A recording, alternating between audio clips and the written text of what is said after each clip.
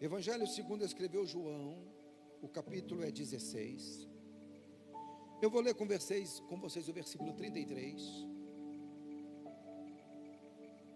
E depois nós vamos ler também Salmo de número 34.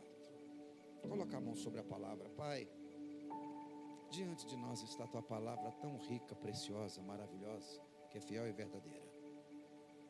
Precisamos tanto ouvir a sua voz, precisamos tanto de ti, Senhor. Ministra aos nossos corações, fala conosco, revele a tua palavra ao nosso ser, acrescenta a nossa fé, ministra ao nosso coração, em o nome de Jesus, amém? Um versículo que você já ouviu muito, mas eu gostaria que você prestasse atenção no que você vai ouvir. Capítulo 16 de Evangelho de João, verso 33, está escrito assim: estas coisas, o que tem, gente? Eu vos tenho dito para quê? Para que tenhais paz em mim. No mundo no mundo passais por aflições, mas tende bom ânimo, eu venci o mundo. Eu vou ler numa outra versão aqui na NVI. Eu lhes disse essas coisas, eu falei para vocês estas coisas, para que em mim vocês tenham paz. Neste mundo vocês terão aflições, contudo tenham ânimo, eu venci o mundo.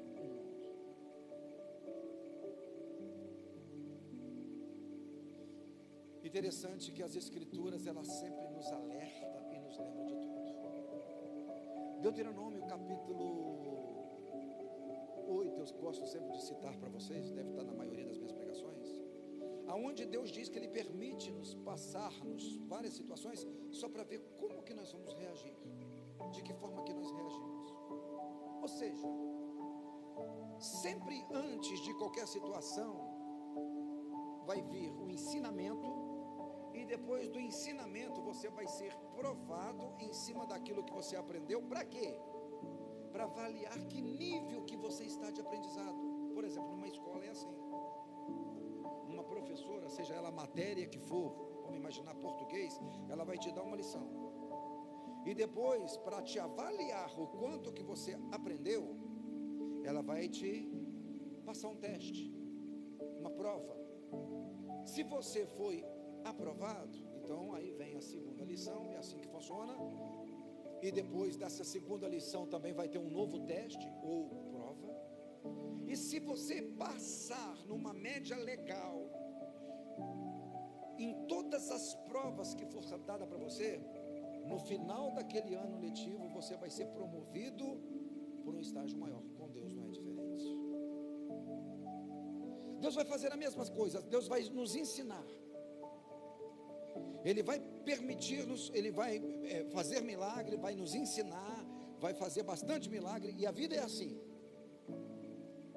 Mas depois vai vir, e aquele milagre que sempre quer te ensinar alguma coisa, mas depois você vai ser provado em várias situações. Marca aqui onde você está lendo, que eu vou voltar aqui, mas eu quero ler Salmo para você, só para você ter uma ideia. Porque a pessoa tem uma visão errada de uma situação. Primeiro que hoje nós pregamos um evangelho, nós escutamos um evangelho, principalmente esse da mídia, da internet, esse evangelho que quer massagear o ego das pessoas, que não é um evangelho verdadeiro, que não ensina a verdade. Então muitas pessoas se decepcionam, ou vivem uma vida de qualquer jeito diante da presença de Deus. Olha só, eu vou ler com vocês 2 versículos, e eu vou te fazer uma pergunta simples no primeiro versículo. Salmo 34, vocês acharam? Acharam mesmo? Olha o que está escrito no versículo 15: os olhos do Senhor, o que tem? Como que está escrito na sua Bíblia? O que é, Renato?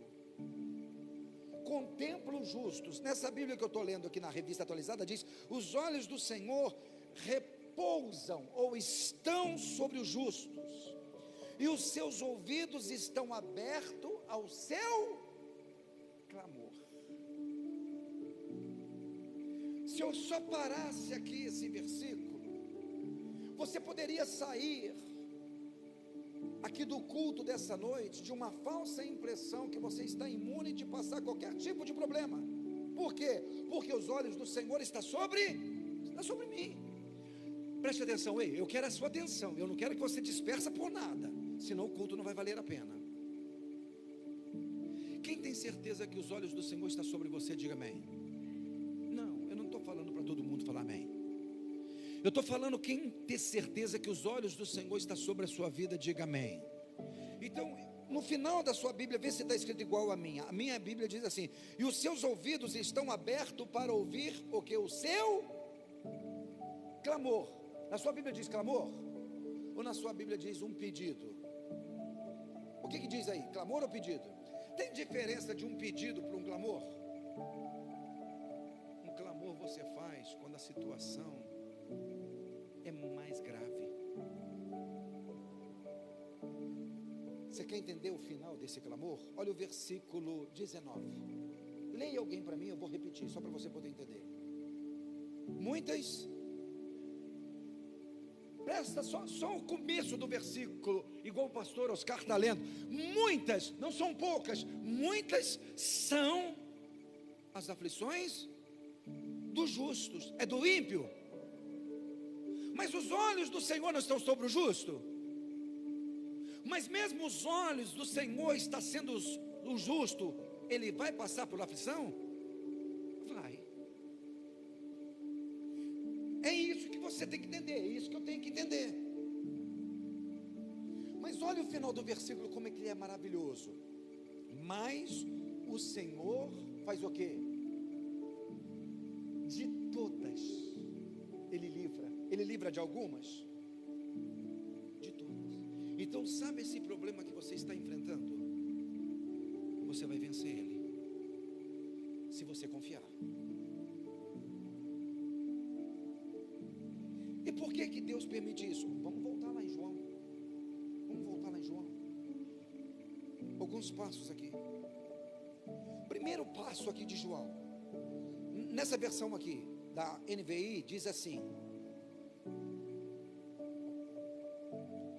eu lhes disse estas coisas. Na tradução aqui, revista atualizada, estas coisas eu tenho dito. Como é que está na sua Bíblia? Tem alguma Bíblia que está um pouco diferente? Só o começo do 33. Como é que está aí, Rosângela? Eu lhes falei tudo isso. Então, primeiro, nós temos um Deus que fala. Primeiro, nós temos um Deus que fala. E Ele fala quando? Quando eu converso com Ele. Então, se eu quero uma resposta de Deus, eu tenho que falar com Ele. Então, eu vou entrar no meu quarto, eu vou fechar a porta e vou falar com Deus. Eu vou orar, mas depois fiquei uns 10 minutos, 5 minutos, um pouco mais, um pouco menos falando com Deus. Eu vou parar de falar, eu em espírito, eu vou ler um versículo da Bíblia, eu vou ficar em espírito e eu vou permitir agora a Deus falar comigo. Que caminho seguir? O que fazer? O que eu faço? Eu não vou pedir para Deus tão somente a resposta, eu vou pedir para Deus a direção. Porque se eu pedir para Deus tão somente a resposta, significa que eu não tenho que fazer nada. Mas se eu pedir para Deus a direção, significa que eu tenho que fazer alguma coisa. E normalmente Jesus não dava a resposta, Ele dava a direção. Por exemplo, o cego passou o barro, vai e lava.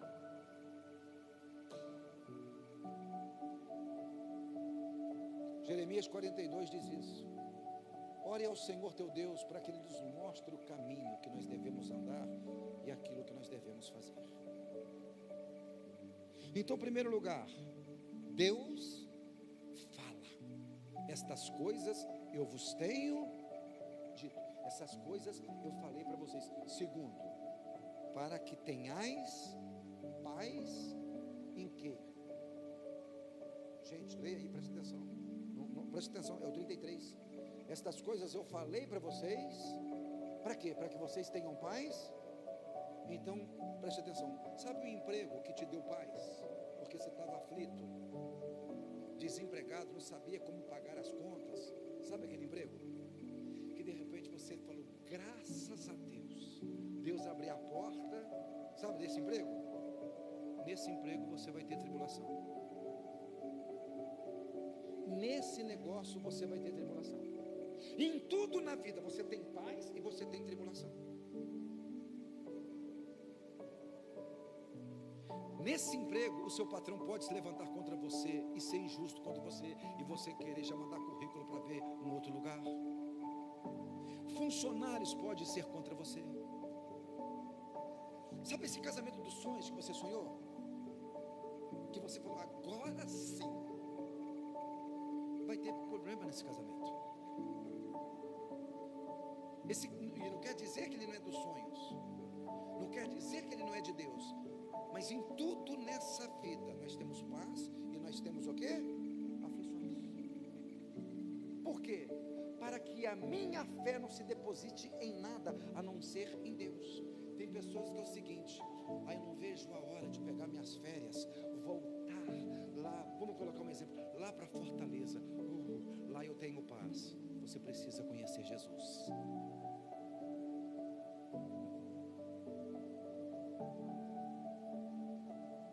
Porque tem gente lá em Fortaleza que não tem paz lá.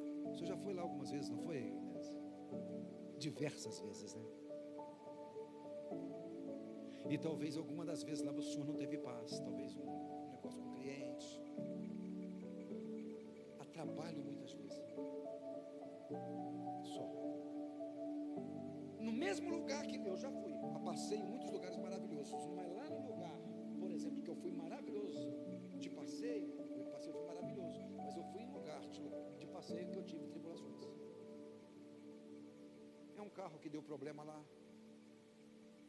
é um quarto de hotel que não foi o que eu reservei. Vocês estão compreendendo, sim ou não? Então o que Jesus está ensinando é o seguinte: vocês vão enfrentar várias situações na vida, mas em mim, vocês vão ter paz.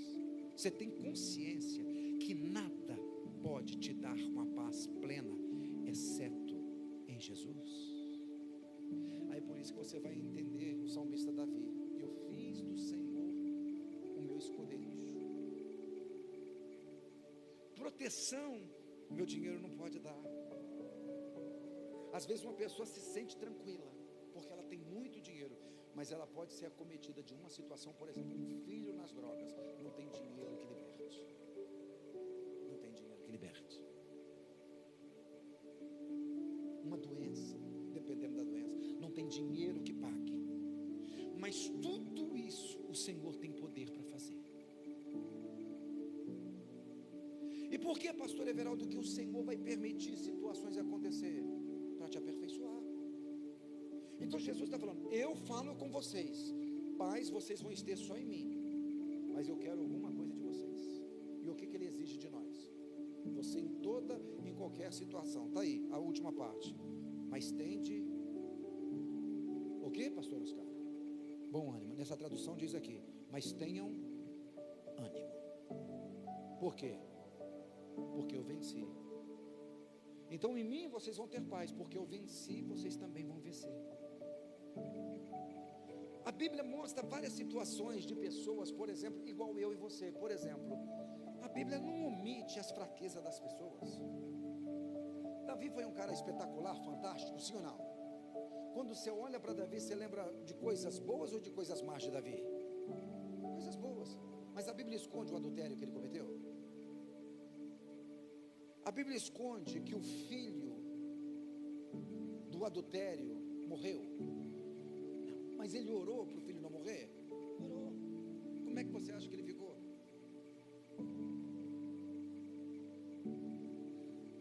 Quando você olha o apóstolo Pedro, aquele cara, o único que a Bíblia fala além de Jesus, que andou sobre as águas. Mas a Bíblia nega que esse cara negou Jesus 3 vezes. Não, a Bíblia não esconde as fraquezas. E como que esses caras ficaram no momento que erraram, que passaram por dificuldade? Desesperados. Eu poderia abrir com vocês, por exemplo, eu quero abrir bem no meu coração 1 Crônicas, eu não vou demorar muito não, capítulo 21. Eu não vou falar do adultério de Davi, não vou uma outra situação. 1 Crônicas, capítulo 21. Preste atenção.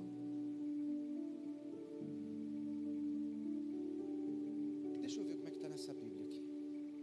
1 Crônicas, capítulo 21. Que versículo, pastor Everaldo? Nós vamos ler a partir do 1º.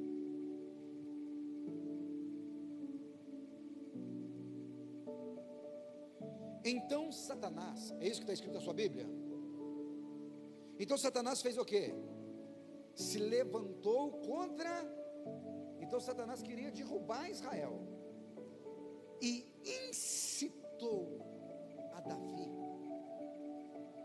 a levantar um censo de Israel. Nessa outra tradução diz assim: Satanás levantou-se contra Israel e levou a Davi a contar o povo. Então Satanás, ele queria derrubar Israel. Quem que ele usou? O líder. Faz isso. Mas Davi não era um homem de Deus? Mas ele errou? Errou. E o que ele errou? Porque ele foi contar o povo de Israel e contar o seu exército. Ele nunca fez isso. Você vai ver no próximo versículo que Davi disse a Joabe e aos outros comandantes do exército, versículo 2: vão e conte o israelita desde Berseba até Dan, traga-me um relatório para que eu saiba quantos são. Então Joabe, porém, respondeu: que o Senhor multiplique o povo dele por 100. Ó rei, meu senhor, não são porventura todos eles súditos do meu senhor?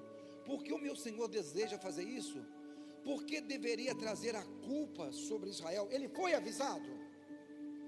Foi ou não foi? Foi. Mas a palavra, versículo 4, do rei Davi prevaleceu, de modo que Joabe partiu, percorreu todo Israel, então voltou para Jerusalém. E Joabe apresentou a Davi o relatório com o número dos homens de combate. Quantos soldados nós temos para a gente guerrear?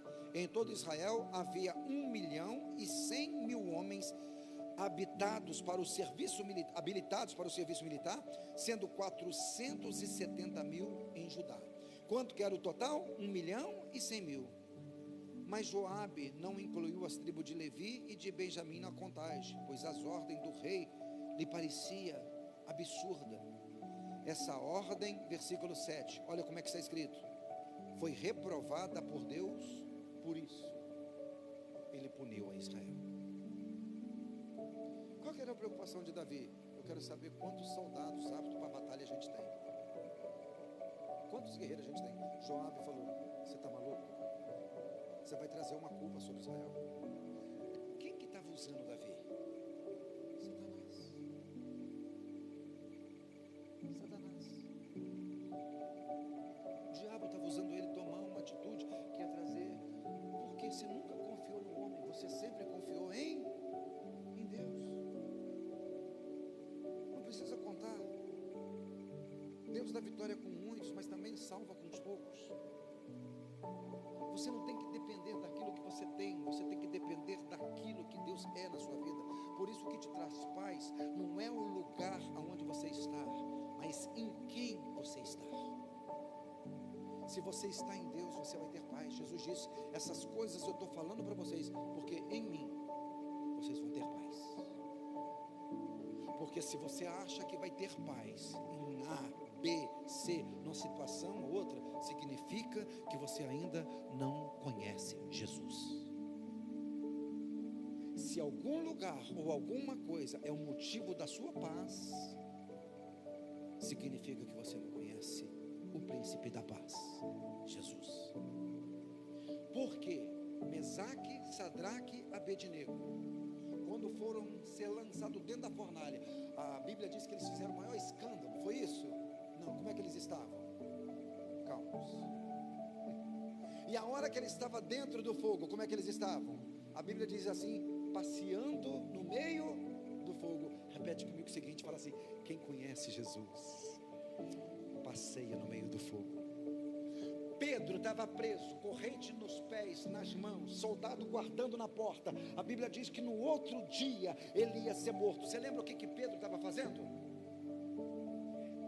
Atos dos Apóstolos, capítulo 12. Desesperado orando: Senhor, o Senhor não vai me atender. Senhor, o que eles estavam fazendo? O que ele estava fazendo? A Bíblia diz que ele dormia.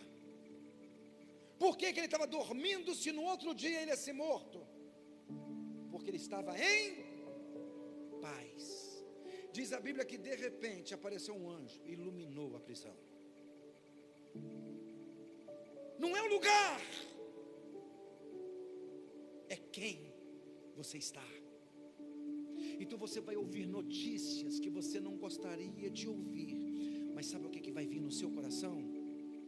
Paz, porque você é casa do príncipe da paz.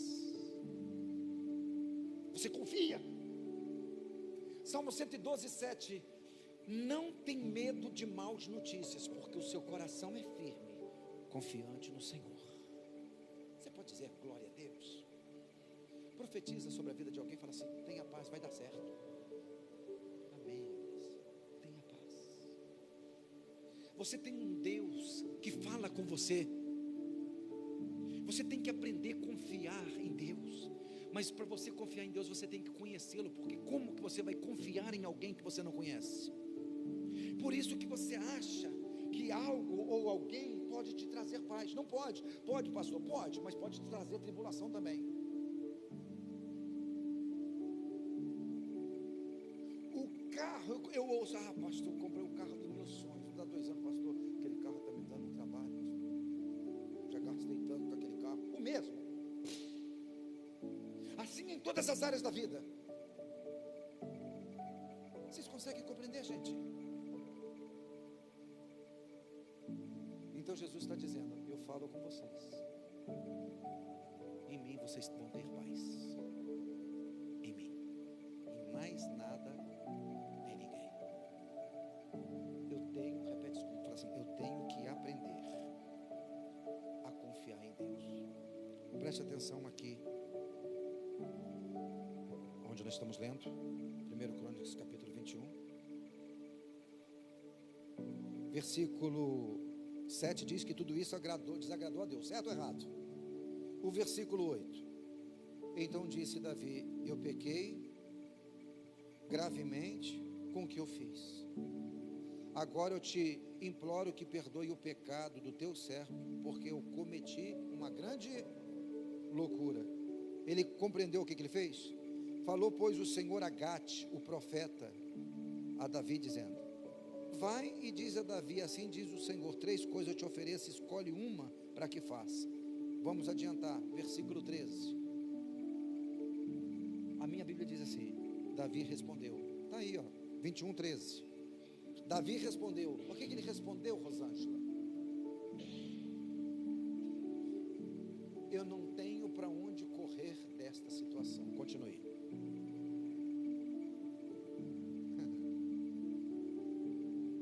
Eu não tenho para onde correr. A minha tradução diz assim: e Davi respondeu: é grande a minha angústia. Mas quem que procurou aquela própria situação sobre a vida dele? Deus. Versículo 28 para a gente encerrar. Olha o que está escrito. Nesta ocasião, viu Davi que o Senhor havia respondido na eira de Araúna o Jebuseu, e passou a oferecer sacrifícios ali. Porque o tabernáculo do Senhor que Moisés fizera no deserto e o altar do holocausto estavam naquele tempo no alto de Gibeão. Davi não podia ir lá para consultar a Deus, porque estava atemorizado por causa da espada do Senhor. Versículo 28 de novo. Vendo Davi que naquele mesmo lugar e tempo o Senhor tinha respondido na eira de Ornã o Jebuseu. Repete comigo o seguinte: não importa a angústia que eu esteja, o Senhor vai me responder. Feche a sua Bíblia. O que você leu em Salmo 34? Os olhos do Senhor estão sobre os justos. Mas as aflições dos justos são quantas? Muitas. Mas é para a gente ter bom ânimo. Por quê? O Senhor livra de quantas? Todas. Repete comigo o seguinte, fala assim: essa aflição que eu estou enfrentando hoje é só um teste. Eu vou vencer. Eu serei promovido. Eu serei promovido. Quem dera que todos falassem igual o Renato está falando. Eu vou te dar chance para você falar de novo. Repete com fé, fala assim: essa aflição que eu estou enfrentando hoje, fala no teu espírito, essa aflição que eu estou enfrentando hoje. Você em casa, repete comigo: essa aflição que eu estou enfrentando hoje, todos é só um teste, e vou ser promovido. Eu já sei o meu final. Tem livramento chegando sobre a minha vida. Você pode dizer glória a Deus? Você pode aplaudir ao nome de Jesus?